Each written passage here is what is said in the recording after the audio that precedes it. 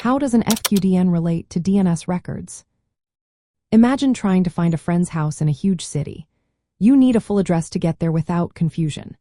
That full address is like a fully qualified domain name, or FQDN. It tells exactly where a resource lives on the internet.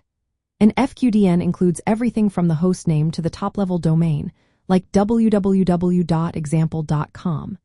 It's the complete name that makes sure there's no mix-up when your computer asks for a website or service.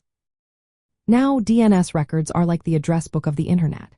They store details about each domain name, including FQDNs. When your browser wants to visit a website, it asks the domain name system, or DNS, to find the right information. The DNS looks up the FQDN in its records to find what it needs. For example, a record is one type of DNS record that links an FQDN to an IPv for address. This is what helps your browser find the exact server hosting the website. Another common DNS record is the CNAME record.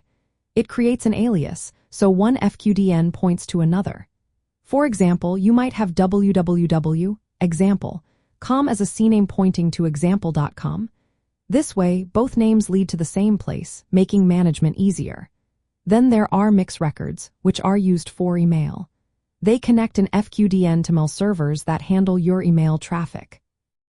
So, when someone sends an email to your domain, the mix record tells the internet where to deliver it.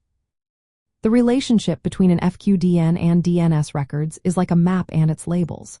The FQDN is the label that points to the right location. When a user types in a domain name, the DNS system searches for the matching records. It finds the record to get the IP address, the CNAME record if it's an alias, or the mix record for email routing. This process makes sure you reach the right website or service every time. In practice, DNS zones organize all these records for a domain. For example, in the zone for example.com, the record for www would turn into www.example.com as the FQDN. The zone contains all the records needed to connect the domain to its resources. The FQDN acts as the key that unlocks the correct information stored in the DNS records. Without it, the internet wouldn't know where to send your requests. Understanding how an FQDN relates to DNS records helps explain how websites, emails, and other online services work smoothly. It's all about precise naming and accurate mapping.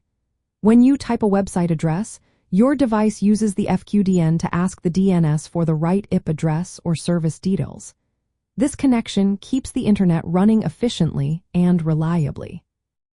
So, the FQDN is the full name that points to the right data stored in DNS records, guiding your connection to the correct online resource every time.